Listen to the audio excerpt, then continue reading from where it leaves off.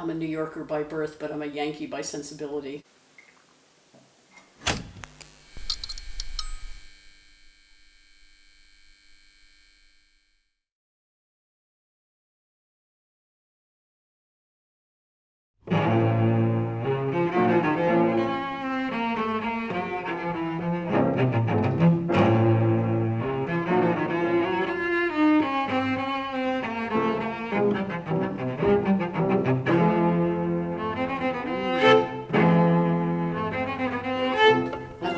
I like to work, you know, I mean, and I like things that, I like being around people who are working and figuring things out. And so even if they're not, you know, it doesn't have to be an artist. It can be, you know, can be the mechanic who fixes my car, can have great conversations with him about stuff, and, you know, and the plumber and so all that, you know, people, that kind of real stuff is interesting to me.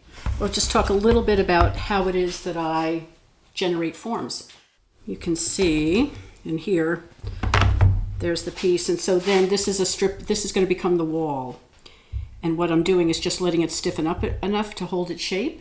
And so, and then I've got two pieces here, and one of them will go on here. This gets cut, bottom gets put on, then flip it. And there's a lot of scraping once I've got a form together. So here's an example of, and I'm just doing the final scraping on this to kind of clean it up. The way I work is really kind of tedious, I have to say. So there's a lot of seams, and so you can't really see the seams anymore. They've all been cut away. What I did was clean up all the excess, and then I use this scraper to clean up the surfaces. And then, so I've got to work some more on that. And then once I've got the shape, then the final thing that I do is go over it with these ribs. So this is, go on the other side. So this scrapes to get rid of a few of those striations, so it's not quite so obvious what the tool is that I used. And then I do this and soften the edges. So I've got to, this is going to take some work to get in here with a different shape tool to get that to where I want it, and then smooth it, and then I'll round those edges the same way I've rounded this one. And all my glazes are layered, so I'm building up, they're layers of either glaze over glaze or glaze over slip, which is a liquid colored clay. Once I've done the glazing, before it goes in the kiln, I go back and scrape the glaze off those edges so that it really accentuates the form.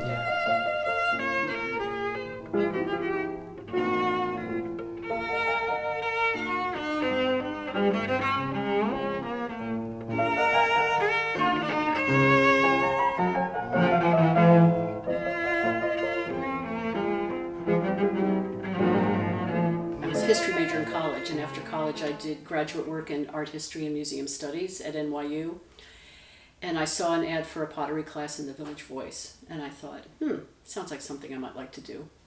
And that was 1969, so it just kind of grabbed me from the beginning. And it was this funky little studio in the East Village, and I worked there, took classes there, and then I moved to another studio, and then I rented some studio space. And coincidentally, my father was a wholesale seafood dealer, primarily lobsters. I grew up in Montauk on the very end of Long Island in New York State, and that was the distribution end of his business. And Stonington, Deer Isle, and Canada was the supply end of his business. So when I was in my early 20s, I visited Deer Isle with him and found out about Haystack. And so I ended up going to Haystack some summers, met two potters that lived on the island, decided to, by that time I was working at the Metropolitan Museum. I did an internship through the museum studies course that I took in the 20th century department, and they offered me a job because somebody was leaving, their administrative assistant was leaving while I was there, and they offered me the job, and I took it, and I did it for a couple of years, and then I decided to move to Maine and work with clay. And I was doing a sort of a kind of production work. It was thrown work, very decorative, and marketed it at various places, including Tiffany and Company, for about 3 or 4 years. I wholesaled to them. And I was going to craft shows, and and I kind of burned out on doing that kind of work. And I felt like I just wasn't there with my work. I mean, I was making perfectly nice work. I was having commercial success. You know, by that time we had bought the building and was working here. But I thought, you know, more is possible. And so that's why I went to graduate school. And I was fortunate that not only was it a really good ceramics program, but an excellent sculpture program. So that's where my work took a big shift. And I took a lot of sculpture classes and was in the grad seminar in sculpture for almost as long as I was in the ceramics grad seminar. So it's just a different way of thinking, really, a different way of thinking about form, a lot of different artists to look at than what because I was very familiar with the field of clay, but not so familiar with the field of sculpture. But have never regretted those years of art history classes, because I feel like it gave my work a foundation that I wouldn't have had otherwise.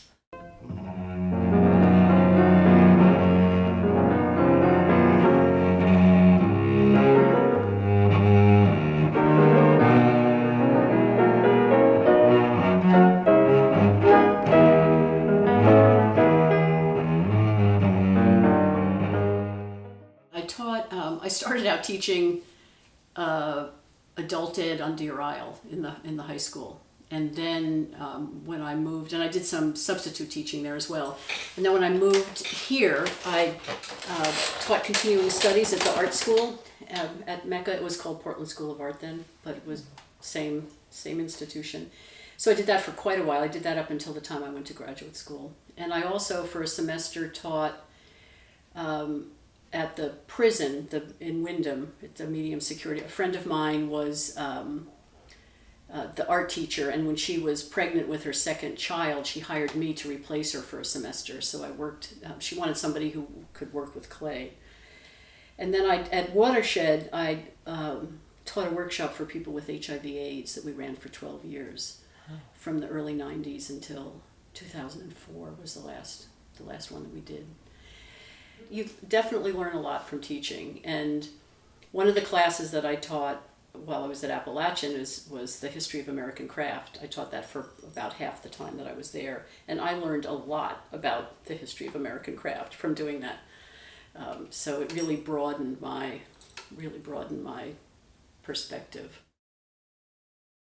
You know, starting, I'm sure you've heard other artists say this, that getting started is the hardest part. So if it's kind of if I've finished a body of work and, you know, kind of whatever, and now I have to start again, that's a little bumpier than, so I, you know, have different ways that I kind of get myself working, and sometimes it's just, you know, cutting things out of tar paper and playing around with form and doing that.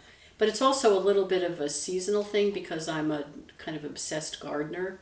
So this time of year, I spend a lot of time, and I have huge gardens on Deer Isle. We have gardens here, and I have my home here in South Portland has minimal gardens, fortunately, so I can't overdo it everywhere.